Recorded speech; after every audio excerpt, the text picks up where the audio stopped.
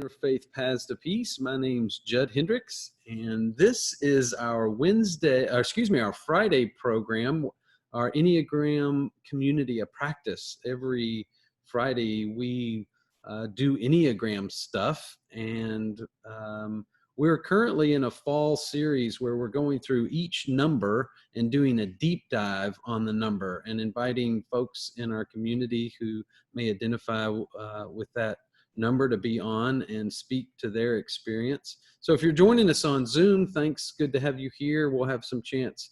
If you happen to be an Enneagram number 2, which is what we're looking at today, you'll have a chance to speak some to your number. I definitely want to give thanks and a shout out to Mark Roundtree, who is a friend and also an Enneagram number 2, and always speaks really articulately about his number. And so, Mark, thank you for being on Zoom today, and we'll look forward to hearing, your experience as a 2 and what that means to you. For those that are joining on Facebook, if you are an Enneagram 2 and on Facebook, welcome. Thanks. You're welcome to get on the Zoom as well. Up there on the box, you'll see that how you can find out what the Zoom account is, and you're welcome to join us there. You can also put comments in the comment box if you're on Facebook Live, and we'll be sure to bring those comments into our conversation as we go, and that allows you to participate and be involved as well. And I'll try to pay attention to the Facebook comment section as we go. So welcome again. Good to have everyone. I do have a Prezi that I like to use. And we're going to jump into describing kind of a deep dive into our Enneagram 2 friends. And so let me pull up the presentation here. So I just want to do a little bit of introductory work. Again, last week we did Enneagram number 1. And today we're moving to the Enneagram number 2. And one of the things that we're doing there is we're moving from, we're moving out of we were in the gut triad, which is the top of the Enneagram, those that are dealing with anger and their instinctual energy. That's kind of where their fixation is what we call it in Enneagram work. But we're moving now to the heart triad, which is the 2, the 3, and the 4. So we are moving out of a triad, and for the next 3 weeks, we'll be in the heart triad, looking at the 2, the 3, and the 4. So I want to center the Enneagram 2 in the heart triad, and essentially that means they're working with a couple of things. One is kind of their emotional life is one of the dynamics that they work with. Also, it's an image, it's heart image triad, which they're also working a lot with how people perceive them. So there's kind of a mix between heart energy, emotional intelligence, and their image, how people see them. And that's kind of where their fixation is. The 2, the 3, and the 4 manifest that energy a little bit differently. And so we'll talk specifically today about how the 2s manifest that energy. Specifically, 2s are some of the most extroverted Enneagram numbers. They express their emotions outwardly. The 3s are the most ambiguous with their emotions, and the 4 go in with their emotions. And they're also dealing with issues of identity. 2s are wanting to project an image of loving other people, and that's how they get love. We'll talk about that more. 3s are definitely the most image conscious on the Enneagram. They're the achiever performers, and 4s want to be the most unique and be seen as individualists. So that's the triad that we're working in, and with the Enneagram 2. I do want to look a little bit deeper into the 2, and this is some work that has been done by Susan Rhodes. Susan Rhodes has written a book called The Enneagram and Archetypes, and she characterizes the two, which we sometimes just call the helper. I think that word has come from Hudson and Rizzo. I think they are the ones that kind of coined that. But Susan Rhodes uses archetypical language. And so these are some kind of stereotypical or characteristic kind of archetypes that the two manifests. And she's also breaks these down into self-preserving, sexual, and social types. So you can see how if you're in two with a wing of a one, these would be archetypes that you'd manifest. If you're two with a three wing, these are some different characteristics. And the color coding is the blackest, the first one is self-preserving types. And those who self-preserve are dealing specifically kind of with issues related to their physical well-being. They have a kind of a concern for that. The sexual types, or what we call the one-on-one types, would be they're concerned with interpersonal, specifically one-on-one relationships. We call that sexual types, but you could also call it one-on-one concern. And then the social subtype are those who are concerned about their social ranking.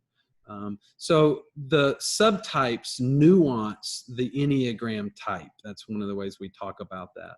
So you can see some of these archetypical images: the Good Samaritan, the giving lover, the public servant, the natural nurturer, the eager lover, the friendly hostess, best friend, seductive lover, and the social network are characteristics with an Enneagram 3 wing, which again also nuances the basic personality type.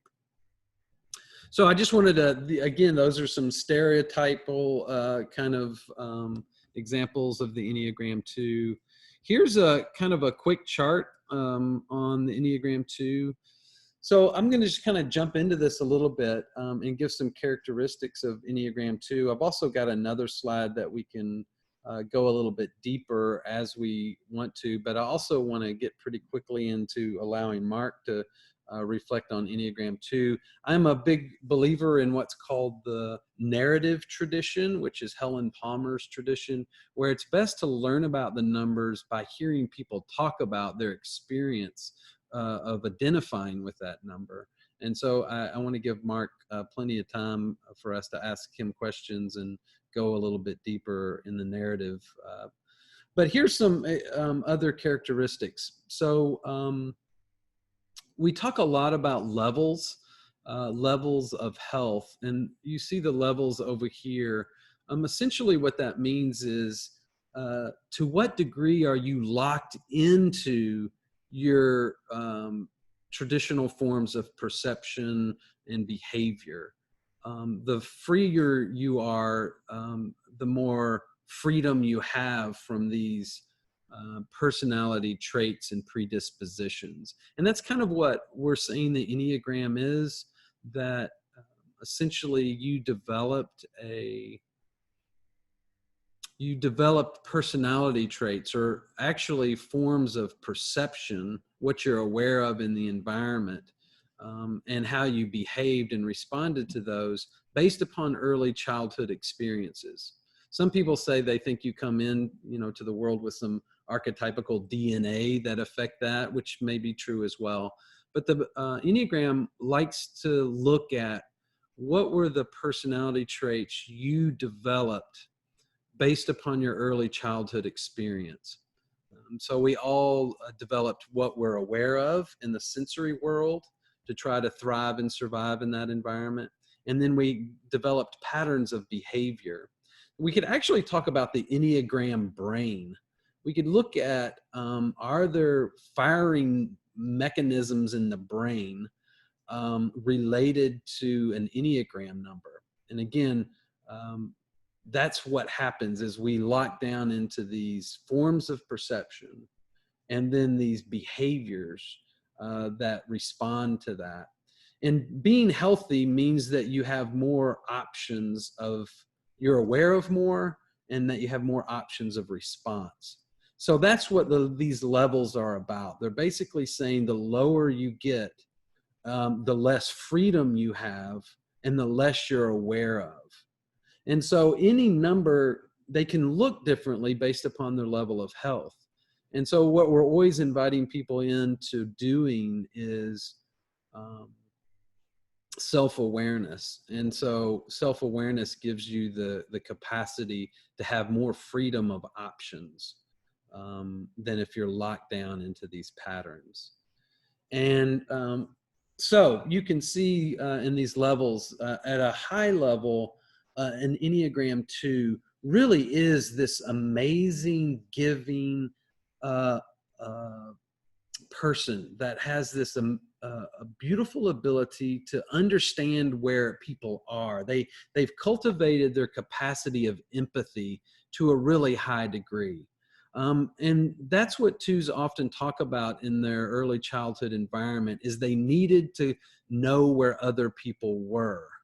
And then they responded by helping them based upon that perception. So they would scan their environment and ask themselves, what do different people in my environment need? Because if they could know that, then they could meet that need and then feel wanted. And that's the real hook with Enneagram 2s, is that they they give love in order to get love. They respond by being the helper because people like people that help them, and therefore they have this emotional connection. They also get love by giving it. And so at the unhealthy levels, that can be, as you can imagine, very codependent, in the sense that we create dependency on other people. We want them to have needs because we can meet those needs, and therefore we feel good about ourselves, or we feel connected in those relationships. So if other people don't have needs, we don't know who we are in relationship with them. And that's the real codependent hook. And so even twos may be very aware of other people's needs. In fact, they often are. Sometimes they even have almost, it feels like a psychic ability to know where other people are before the people know where they are themselves. And often twos are right about that. The challenge becomes when twos want to start meeting that need, even if you don't need them to meet it. And that becomes then the way in which they move into these really meaningful relationships. And as you can see, as you move down, so they move from being an all very altruistic, to a caring person, to a nurturer helper. And all those levels are really, they are those things. It's amazing how well they do that. But you can see as it begins to move down in health, they become a little more possessive. So in the middle range, you have an effusive friend, a possessive intimate, moving down, self-important friend, and then in these lower levels, self-deceptive manipulator, coercive dominator, and a psychosomatic victim. And again, all of those sound harsh, but all of our numbers get harsh when we get into these neurotic levels where we don't have freedom. And we're only in these ruts of behavior, so to speak. Twos tend to wear their emotions on their sleeves. We can look at, in fact, I think I've got a slide here that I can go to. Their Myers-Briggs number, they're all extroverts. Let's see if I can pull that one up. So here's the Myers-Briggs. This larger diagram here is the Myers-Briggs in Enneagram types. If we look at the two, what we see is they're all very extroverted, and they're all feeling types.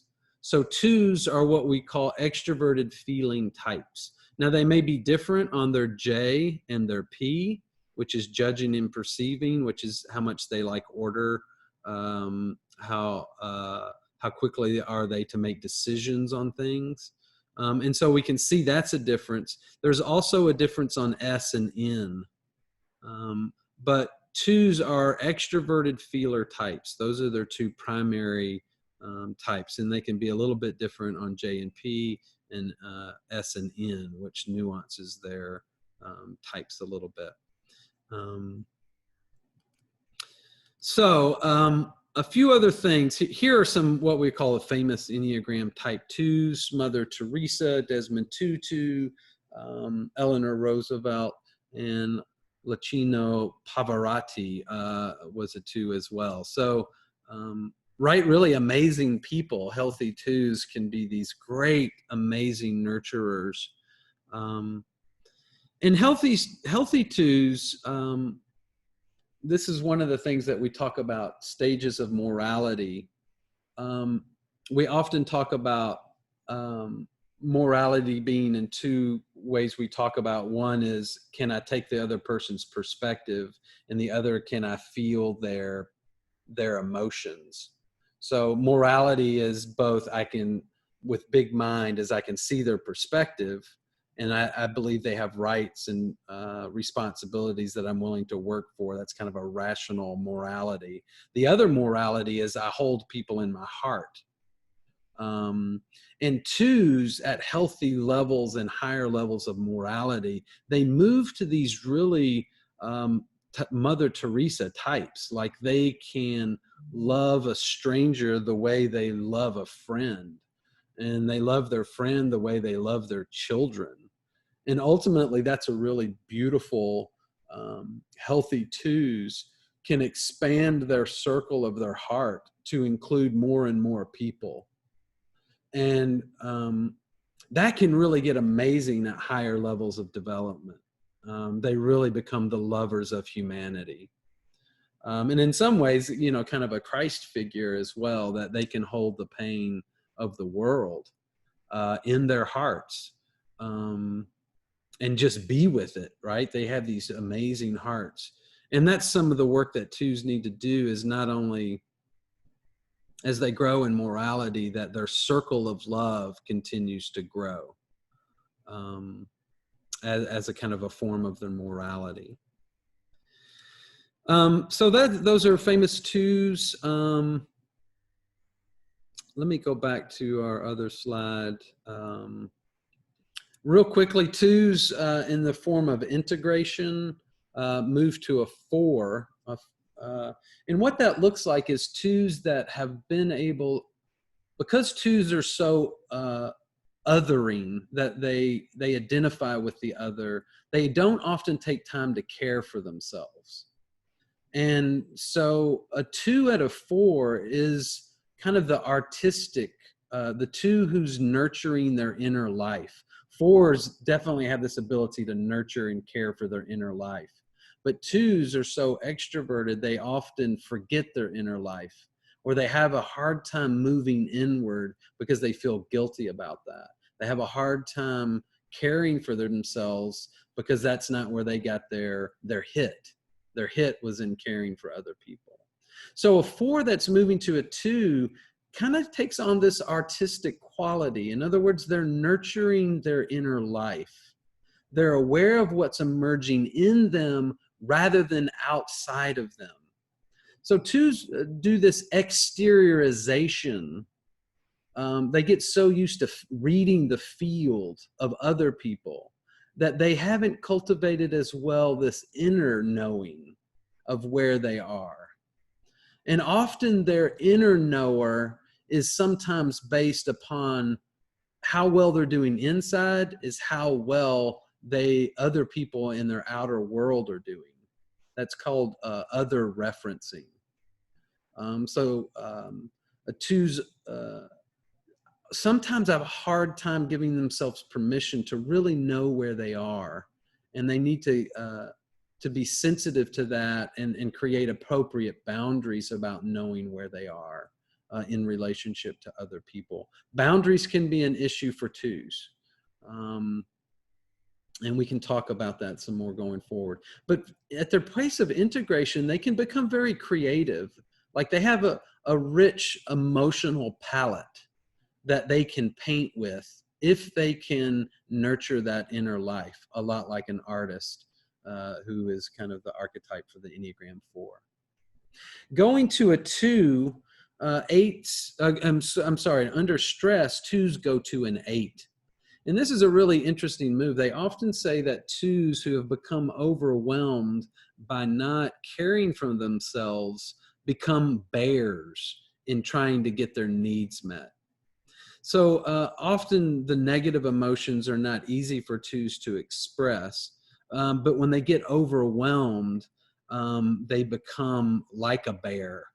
They can become very angry, and a lot of times they will report that their anger comes from not feeling appreciated, not feeling cared for in a reciprocal way. They often have this sense that I'm always giving, I'm always taking care of other people, and then when I have a need, no one's there to meet it. And then they get somewhat forceful in trying to get their needs met, and people around them don't really understand where that's coming from, and it's hard to understand this explosive energy that 2s can move to in the form of 8. And the 8 is called the challenger. And so we can talk about that dynamic a little bit, about this anger or feelings of resentment, feeling like other people are not caring for them the way they care for people, and how that can manifest as an 8. We've already looked at, we've looked at the instinctual variants, and then 2s with the 1 wing are kind of the servant. In other words, they like order. They can invest a lot in meeting other people's needs and details of meeting other people's needs. 2 with the 3 wing is more of the host or hostess. Like they like being often kind of a figure that's, hosting people, entertaining people. And so those are some of the differences with the wings. So, Mark, I'm going to get out of just talking about this in theory. And then a couple of questions for you, Mark, are how do you relate to some of this? How do you not relate to some of this? Can you tell us some of your experience of being a 2? And specifically, again, how you think maybe your early childhood environment may have helped you cultivate this kind of personality. So I'm going to stop sharing and let you talk some. Mark, thank you so much for being on. Thank you. One of the things I've struggled with as I've learned Enneagram over maybe almost 25 years was when I first was introduced to it in the 90s. Before I launch into childhood, Judd, you and I talked about this when you and I first met on Enneagram a few years ago. What's nurture? What's nature? Is it the nature that you're born a 2 and then it's nurtured to be one way or the other within 2? Or can you be born slightly this or that and you're sort of grown into it 2? What's your thought? Well, there's a lot of different theories about that. I'm a 70% nurture, 30% nature. I do think we come into, whether we would call it archetypical DNA or whether it would be DNA, actually physical DNA. I don't know, but I don't think we come in as a blank slate, but I think it's only about 30%. So 30%. I think we come in with karma, family systems dynamics. We could look at family systems, which is another really interesting thing. And I think we come in with those energies. And some people would say archetypes, we're born with archetypes, like with a soul that has a predisposition towards certain types of perception and behavior. And then the environment is what enacts some of those characteristics. But I think a lot of it is, I think a lot of it's nurture. So I think it is early childhood environment that creates these patterned These behaviors. We may patterns. have we may have a predisposition, but it's the environment that enacts the pattern. So anyway. Well, I had to ask that because I have sort of three different lenses that have meant a lot to me over the years. The first was Myers-Briggs, which you've already addressed, and I'm an ENFP, and I've tested out and surveyed out as an ENFP for 40 years. I can't stop it. Secondly, I became very interested before I even learned about Enneagram in sibling order, which is a variation of family system, isn't it? And then later, Enneagram became something that was introduced to me here in Louisville by the late Paul Weber, who is a poli-sci professor here at the university. And he handed me the book one day, and I didn't know I needed it. And within the next 5 to 6 years, it turned out I really needed it. So my early childhood was the youngest of 4 boys.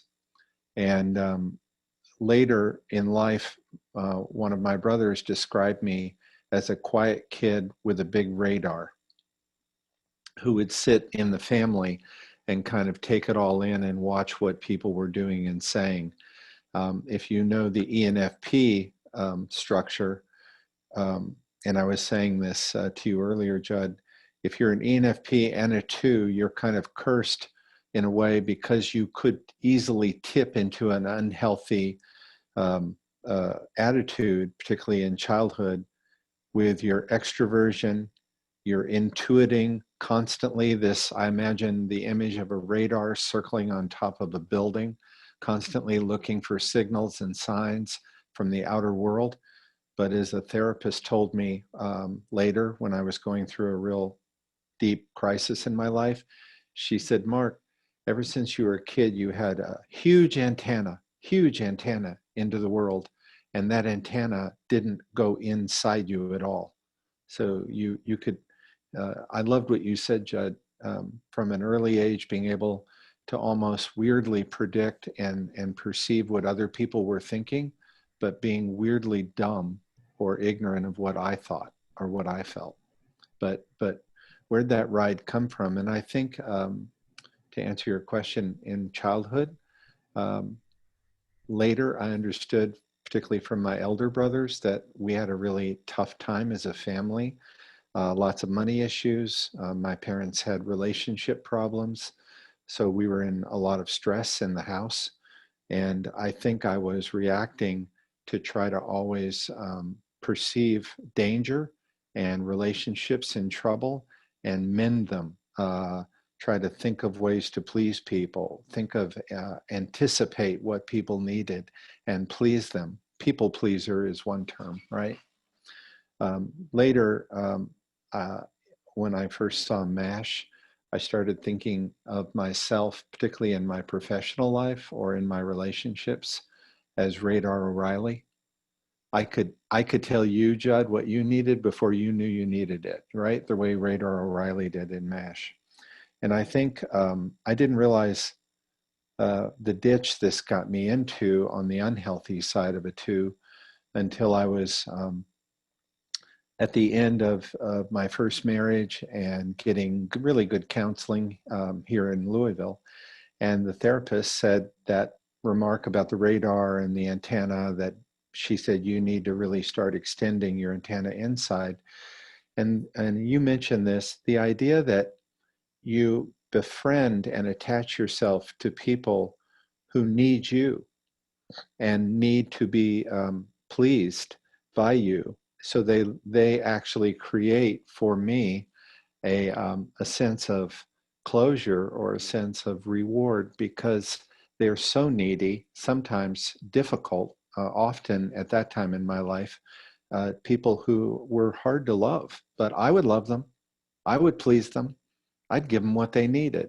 And then they would like, well, I like you. I love you. And I think that's born perhaps of early relationships in my household and particularly with my parents. I think, Judd, only later, maybe in the last 10 years, 15 years, as my father was aging and dying, and I was getting to really know him truly, that I realized that I identified very much with my father, probably a 2.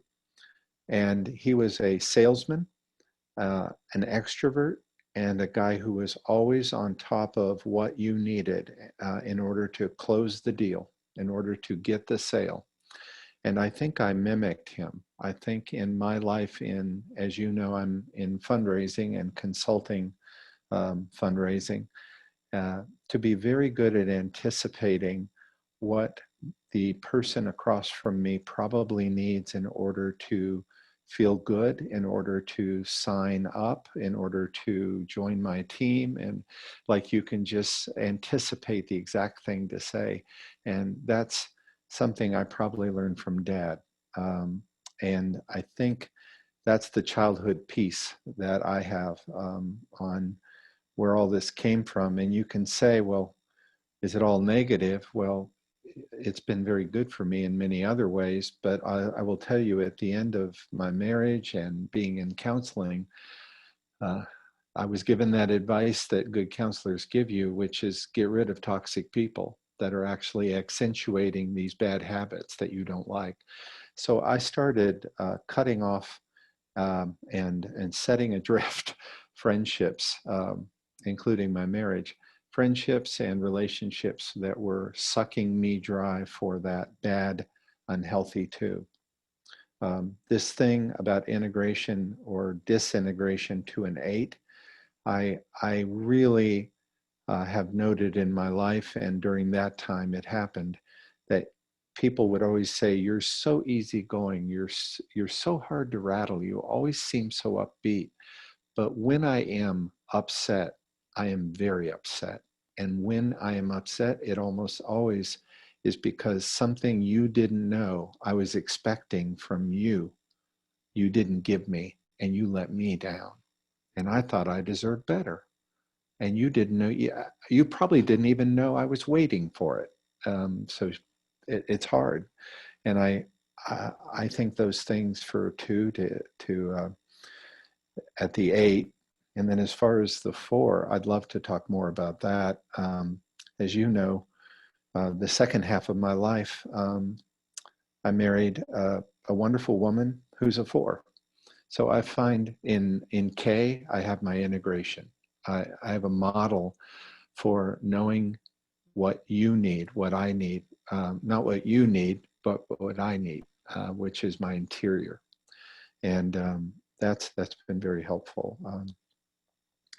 I have other things, but I wanted specifically to make sure I asked you, and I don't know if there are other 2 or Enneagram 2s on the call, but the issue of that that healthy 2 to 4 integration, and what are some things that people who may be listening to this, including me, can do from your point of view, Judd, to say this would be healthier, start doing these things to get closer to that 4.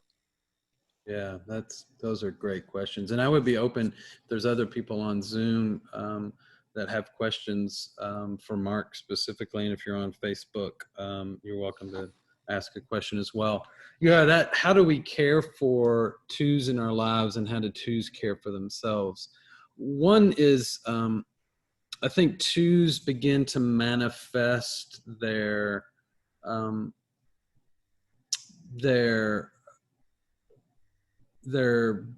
as we all do, some of their unhealth in their bodies. So 2s need to pay attention to their bodies, and we all need to do that.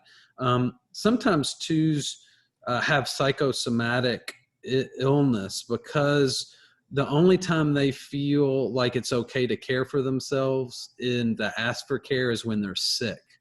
So there's this the psychodynamic where if I'm sick, then I can care for myself. I don't have to be so othering. And so then their bodies can manifest these reasons why other people have to care for them. And so As I love that image of moving from the antenna outside to moving the antenna inside, and being aware of the fear that happens when when twos do that. They have almost a fear of going in, because if I go in and don't care for somebody, I'm going to lose the relationship, or I'm going to lose that thing of how so much I identify with is being a helper.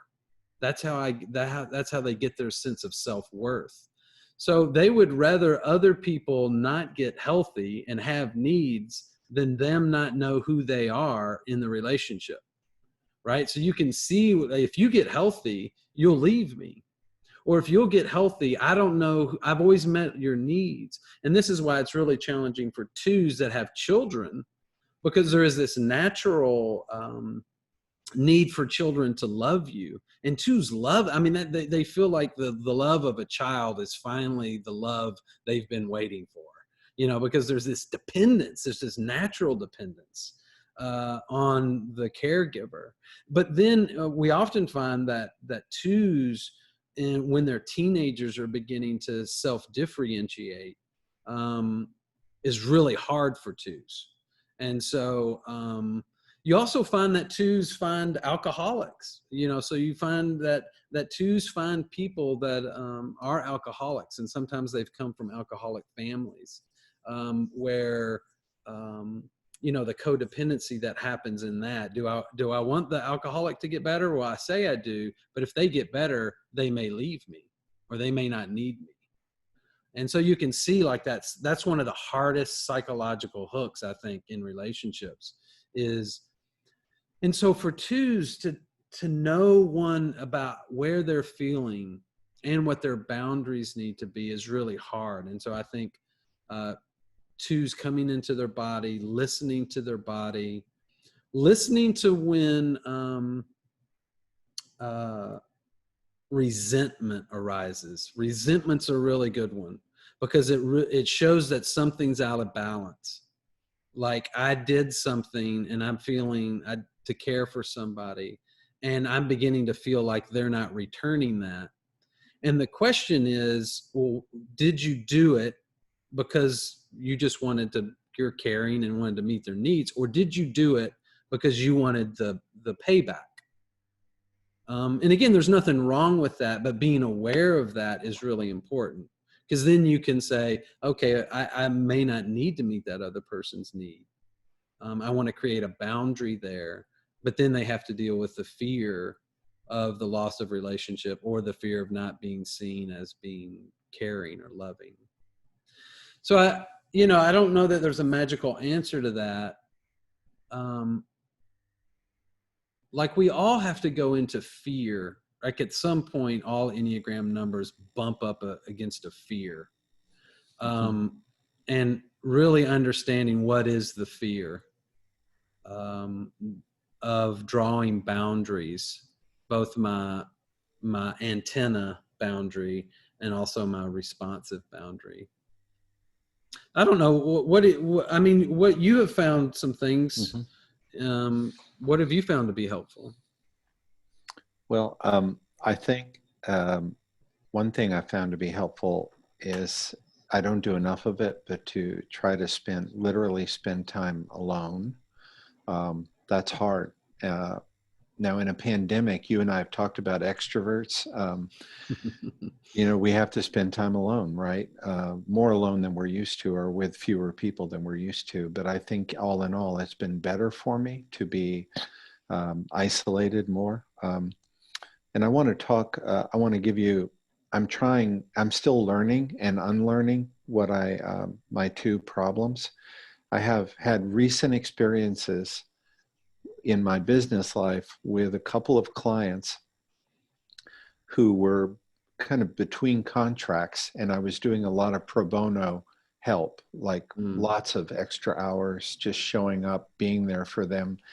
And in two instances, they decided to kind of part ways and not use me for some paid work all of a sudden. They just said, we don't need you for that.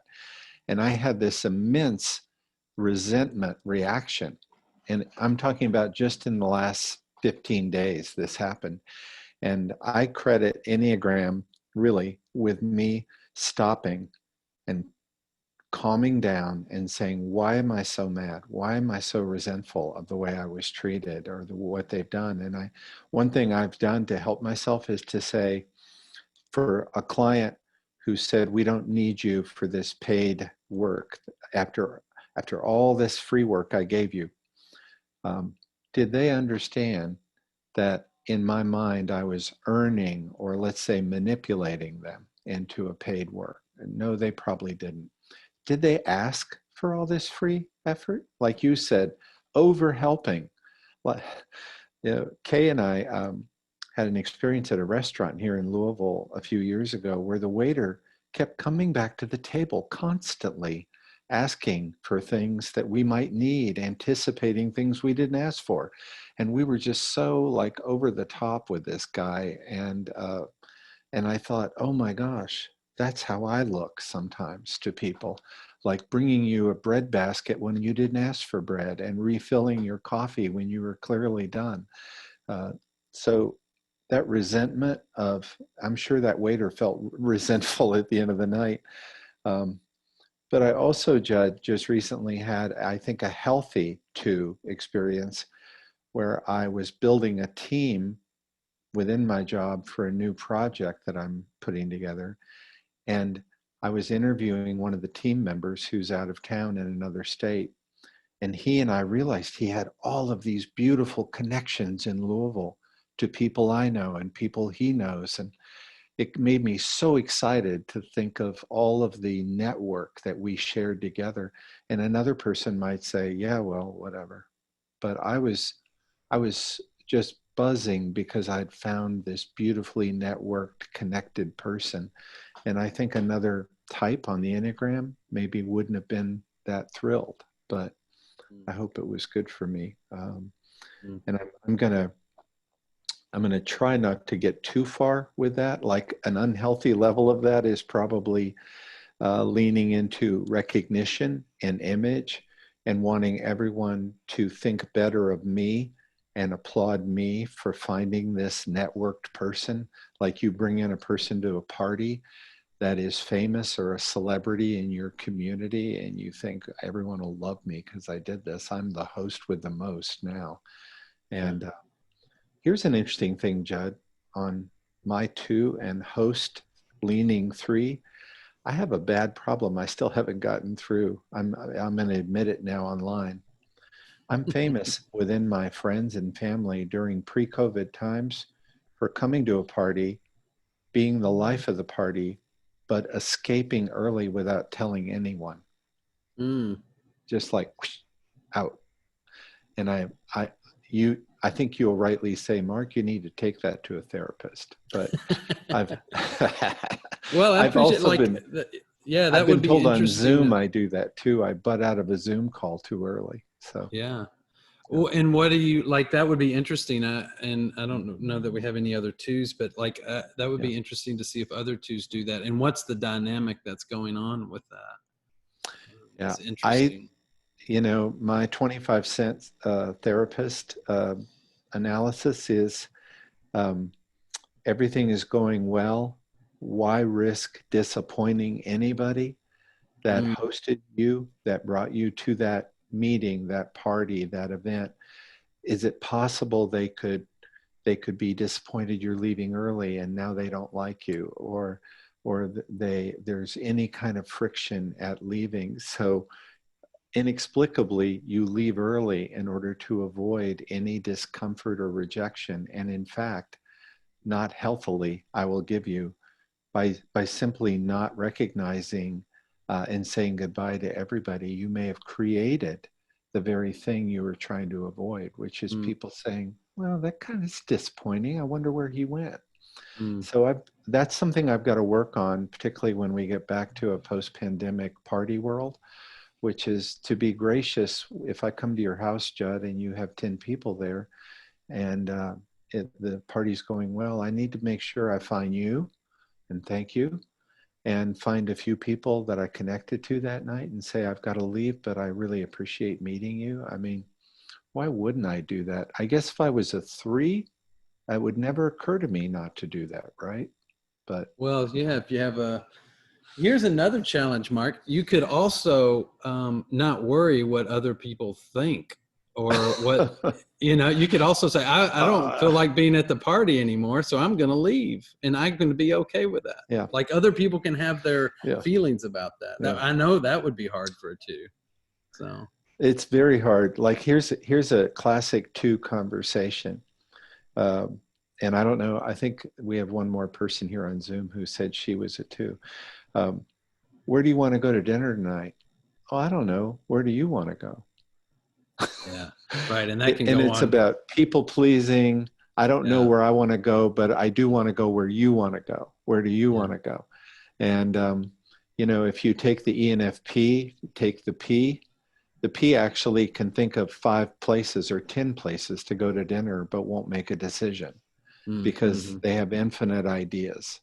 I think a healthy 2 would be a J on the Myers-Briggs, because they can close the circle and say, well, I think I know what I want. And I think that, go ahead. I think there's two things I want to mention.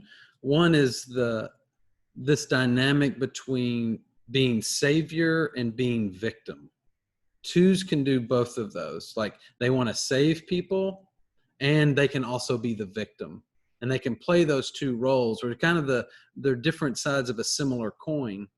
That victim, like, oh, nobody cares for me, or, I'm the victim of other people's lack of concern, or I didn't have any control over it, but the savior is the other side of that. Like they move towards people, gravitate towards people naturally that have lots of needs, so they can be the savior. So looking at the savior victim archetype or dynamic is something that 2s can look at.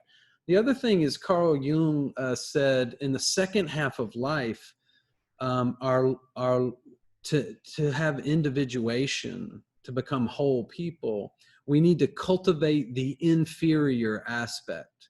And so in the inferior aspect, if you take the 4 numbers, is the one that you're the lowest in, that you test lowest in. So for the one that they test highest in for Enneagram 2s are extrovert and feeling. So what they would really need to cultivate is their thinking capacity. And this is what's important for 2s, because often they are very aware of their emotional life. They lead with their emotional life. They connect with their emotional life. And sometimes people in relationship with 2s want them to think logically, or they want them to move into stop being so emotional. Like your emotions around this feel like I don't know how to approach them. And so 2s in relationship can often think, okay, I can be aware of my emotions, but I also need to be logical. I also need to cultivate my thinking capacity. And people in relationship will appreciate that with 2s, because often it just feels like they're just running on emotion. And that can feel sometimes overwhelming, especially for thinking types. The other one is the introversion. And I really think that is an important one. To be healthy in the second half of life, 2s need to cultivate their interior introvert energy, which means paying attention to yourself. Means if somebody else is in a room with a 2, the 2 will other so quickly. They will so quickly be interested. What's going on with that person? What does that person need? They're in a group of people. It's very easy for them to do that.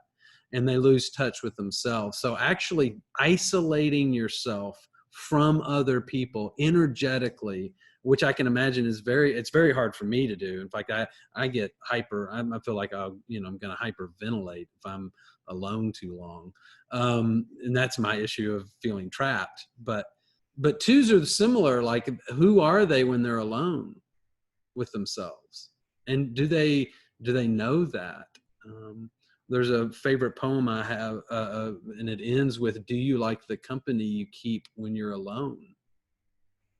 And so cultivating that and going into the fear of being alone is something that twos can nurture. But like, if you can go into that and find your own self-worth, find your own soul, find your own goodness, that's not dependent in any way on meeting another person's need, then the capacity that the two is cultivated is amazing, because their love and care for other people comes with no strings.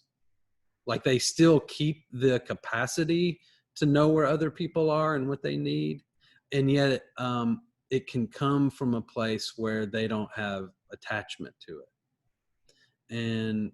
But for them to not have attachment to it means they've had to do a lot of inner work and come into awareness of their own goodness. That's not dependent upon anybody else's thought.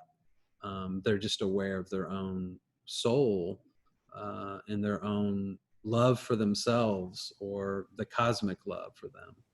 So anyway, those are a couple of things. Is there anybody that's got any questions for Mark that's on Zoom, or if you're on Facebook, you're welcome to ask a question. Melanie, do you have a Sure. question? When I took the Enneagram Institute, the online ready test, I was a 7 first, and then right after it, I was a 2.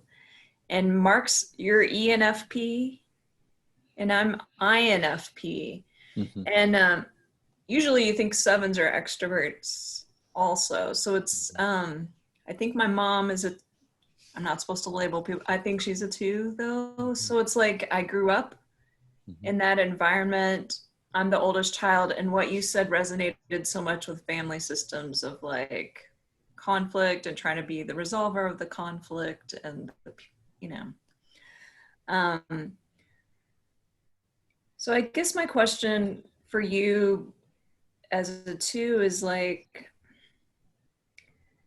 where I'm in conflict with my mom is if I disagree with her on something, like if we have differing opinions, like I feel like it hurts her that she feels like I'm rejecting her whole person when I disagree with her.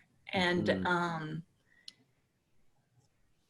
and it's hard because I don't want her to be hurt, right? And so I guess I wondered if you ever had that experience, maybe at different stages, and how can I'm trying to figure out the words to support her that, I love you, but I just don't agree with you on this thing.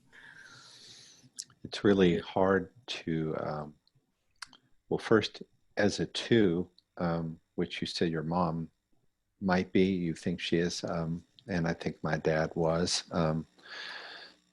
I think first for us, it's very hard, has been hard, to come up with the words in the way to reject or criticize people, because we fear the thing you're talking about, which is that they will be disappointed in us.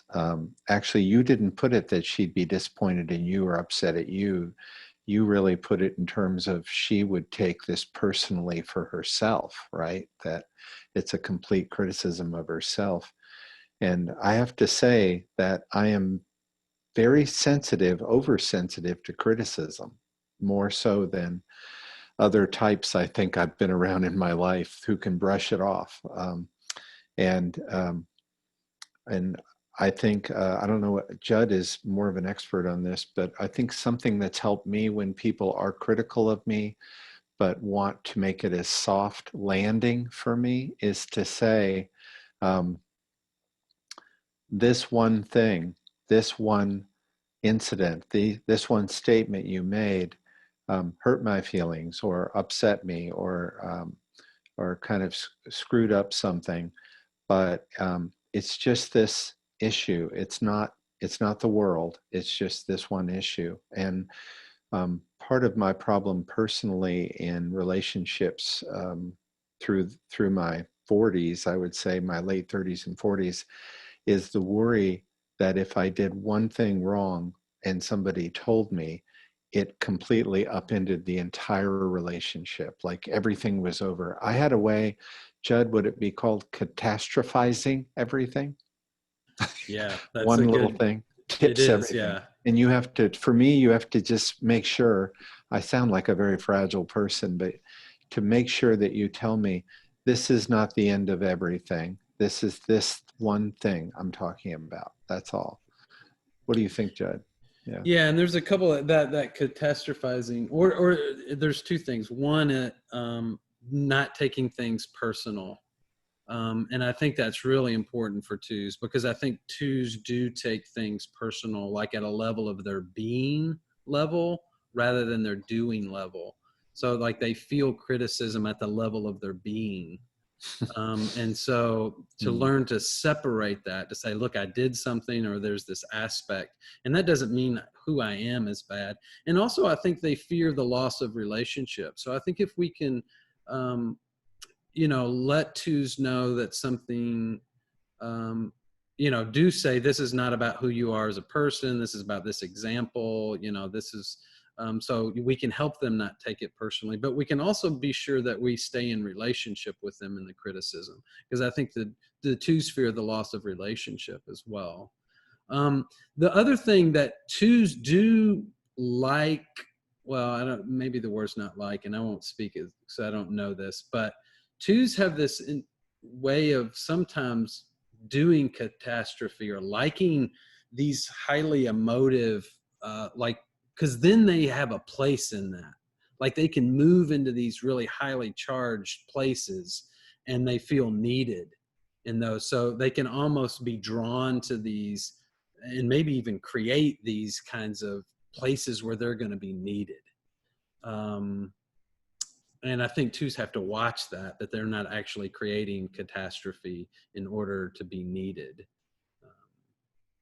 We find a lot of twos that are in hospitals or, chaplains or, the caring teachers, and they tend to be drawn to, people that need saving, or, people that have these high level of needs, because it helps them feel needed. There's a comment here. Yeah, it's similar to what you're saying, Mark. How do people who are twos like to be cared for or shown love? And that's a good question. Yeah. And yeah, how do you like to be shown love and cared for? I think something you brought up earlier, which is helping us help ourselves, would be it takes patience, but to make us stop and think about, as a two, what do you really want? What are you really thinking inside? What do you really prefer? And it's something as mundane as, what do you want for dinner? But it's also more deeper, like, a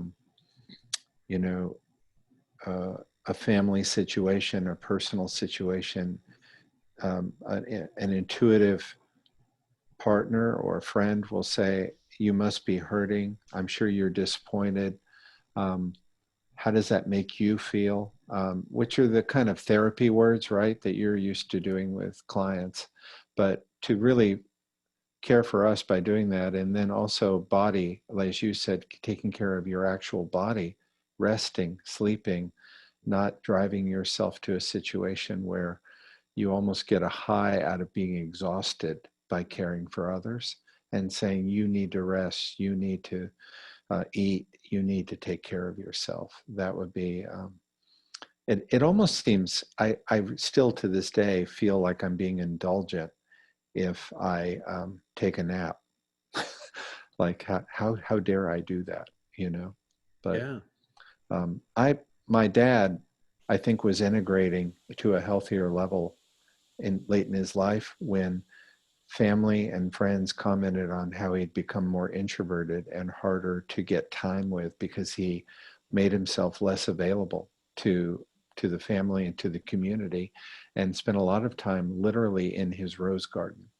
And I kind of view Dad as an avatar that I'll reach for to spend more time by myself. And he used to joke with us kids and his grandkids that 2 hours was about the right distance to be away from him. He liked them not being right next door. And that wasn't the father that I grew up with when I was 10 or 15, but it was definitely the father when I was 40 that I had. Yeah. Are there other questions for Mark or comments off Facebook? You're welcome to add those, or anybody else on Zoom have a question. I think that's a good question for all of us, is being able to share how we feel cared for. And that's back to the love languages. Do you know your love language, right? You know, the different, is it words of affirmation, spending time together, gifts? I think there are 5 love languages or something, but I think that's always an important question. How do we love Enneagram numbers differently? Are there any, yeah, Melanie? I was just going to say, with my mom, I know there's a particular kind of card that she likes to receive on her birthday or Mother's Day. It has to be a certain language. You know, it's a certain, that I know I need to pick out for her to feel loved by me, you know, so it's different, you know. Melanie, does your mom ever act like that waiter I talked about? Does she kind of like overhelp, overoffer, overattend to you? Yeah. Yep. She has, you know, in the past. Yeah, in the past. Yeah. It's not all the time, because I wonder if she has a 1 wing versus a 3 wing. I'm not sure actually what her wings are, so I'm not 100%. So I know this 3. I don't really know Enneagram as well as Myers-Briggs, but I think this 3 ring comes up for me when I am when I'm in an unhealthy spot and I feel, okay, that's the part of me that really is into the image and feeling that I has been judged excellent and best person ever to do this thing, like best host ever, best. So coming up with the perfect card, or like you said, when you do it as a 2 and you're reaching out to somebody and you're showing them, can you believe I did this? I try to pull back and not do too much. I have a bad habit, I think, that has actually been rewarded a lot in my professional life, of anticipating what people needed before they knew they needed it, and then winning applause and accolades, right, from clients or staff members. Wow, I can't believe you figured that out. And the downside of that is what you brought up, of you. It can become, and Judd, you tell me if this is my 3, like show off, like I'm showing off that, look what I can do. Look how I predicted this perfectly. And, and I hate that when I'm tipping into the show off thing. Yeah. And I think that's that's great self-awareness. And, you know, the other piece of that is meeting needs that other people may have but didn't ask you to meet. And then you feeling 2's feeling resentment because they didn't say thank you, but it was actually not a need they were wanting you to meet, so they're not going to say thank you. So there's this kind of cycle. Oh, I met and thought about a need that you had. I met it, and then why are you not grateful that I'm meeting needs that you didn't say you had? Is kind of the trick in there, but it's, I think. I want to pull up our screen in the couple minutes that we have left. I have another slide here that goes into some more of these things a little bit deeper.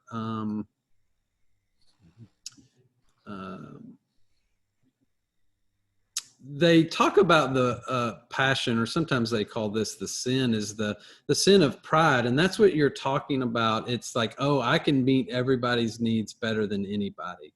I'm the best lover. Oh, who would you be without me?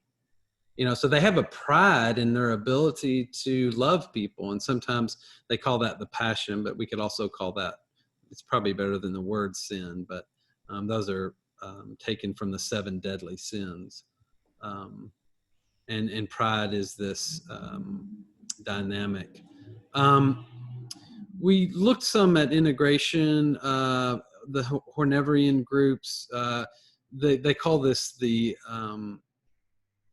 dutiful or the compliant. In other words, they move into relationship with others out of a sense of duty, and can be compliant in their relationships. The lost message, and you've kind of hit around this some, you are wanted, actually the fear that they may not be wanted or needed.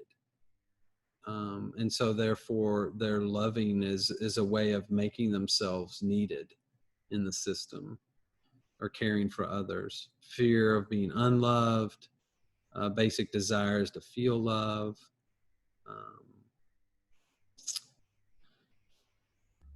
May I ask, Mark, do you feel, I don't know, this is Interfaith Paths to Peace, so I'm going to ask like a spiritual question. I mean, can you feel and receive love from your higher power, your divine?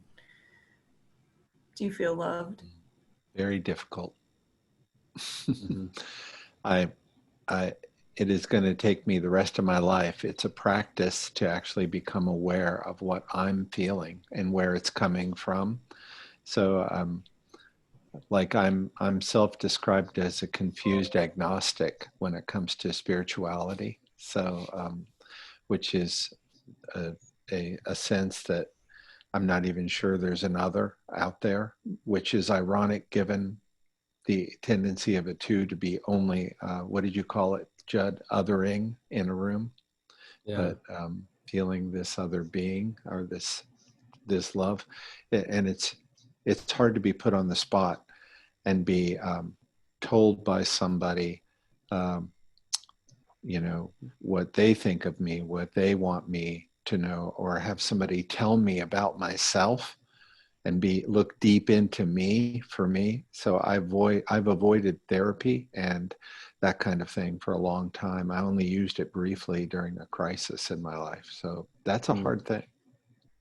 Yeah. Thanks for asking. And here, so kind of would like to end with these for the twos out there. So the saving grace, they call it, that twos really do have empathy. And I think twos need to be affirmed for, they really have cultivated an amazing capacity to feel other people. And in my experience has been, a lot of the twos in my life know what I feel before I do it. And they're usually right. Or they know kind of something's going on with me. They intuitively, they may not know exactly what it is, but they feel it. And when they check in, and I think that's important for twos to check in with their hunch, because sometimes their hunches may not be right and they may be acting on that hunch, but a lot of times it is right. And so they really do have a genuine sense of empathy. The healing attitude is, maybe I could let someone else do this. Maybe this person is actually already showing me love in their own way, and maybe I could do something good for myself too. How do those ring with you? Are those hard, Mark, for you to say? That's hard. I mean, I have to be brought to the realization of what I should be doing to take care of myself. Because, and usually when it comes, I think what Melanie brought up is when, perhaps it's when somebody thinks I'm over-focused on them, and it makes them finally tip back on me and say, enough about me, what about you? What do you think, Mark? So yeah, that's a good point, Judd. Yeah, it's interesting. You actually do that quite a bit in this conversation. You come back to me a lot.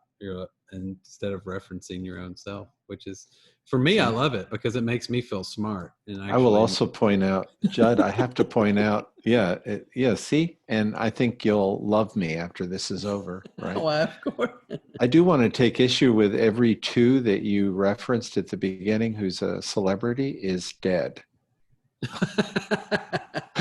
So clearly they didn't take care of themselves.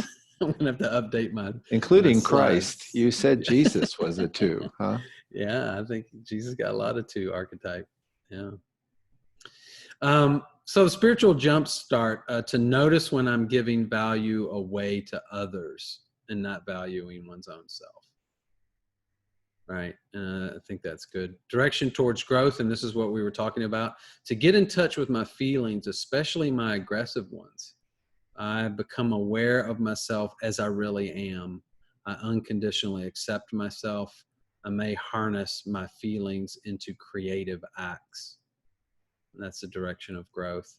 An invitation to abundance, to nurture myself and others, remembering to be good to myself and have goodwill to others as well.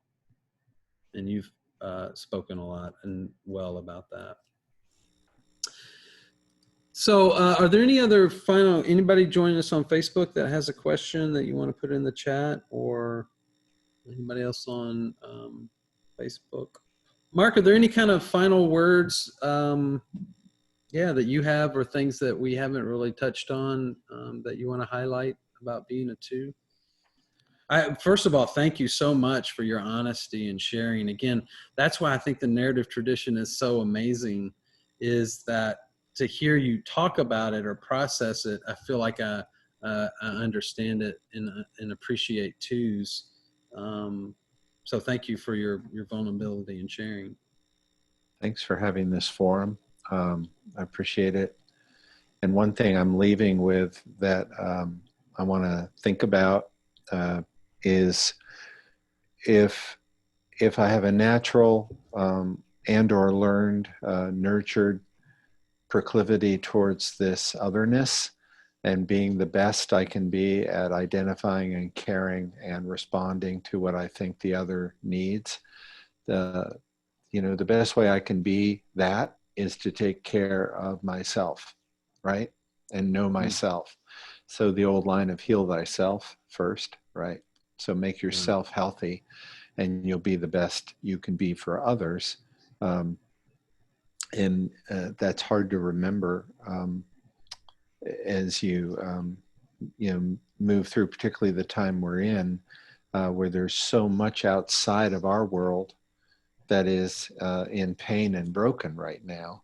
So I'm almost overwhelmed with how much I can't fix. And maybe this is a good time for me to fix myself and look inward and say, okay, let's take care. Maybe like my dad, go out to the rose garden more. So thanks for this time, Judd. I always feel a lot more, a lot smarter after I talk with you. There you are. There I am going back to you again, buddy. Yeah. Well, Mark, it's always a joy. Both to watch you in the world and to have you on the Enneagram program today. Thanks for sharing that really good and important, beautiful stuff. Thank you both so much. That was wonderful. Yeah. Thank you. Well, thank you. Good to have you on. Thanks for joining us. So those that have been joining us on Facebook, thanks for being here. Again, we'll do Enneagram Community of Practice every Friday at 12 o'clock. So come back next week where we'll look at the Enneagram 3s and explore those a little bit. We'll probably have a lot of Enneagram 3s on the panel because, they like to talk about themselves and all that good stuff. I'm just kidding, Enneagram 3s. I mean, I'm not kidding. So I hope you will be on. If you're Enneagram 3 listening, join us next week and help us understand you a little bit better. Also, I do want to invite folks. Interfaith Paths to Peace is a nonprofit organization. We are having our 10th annual Recipe for Peace, where we're celebrating peacemakers from all over our city. And that's going to be on October the 14th. You can look in the chat box there and get tickets to come to that. And it's also a fundraiser, allows us to continue what I think is really great work in the world and in Louisville, creating peace and justice. So join us, and your support would be greatly appreciated. May you all have a blessed day filled with self-awareness and self-care in these challenging and difficult times. Thanks again to you, Mark, and thanks for those that have joined us today. Peace.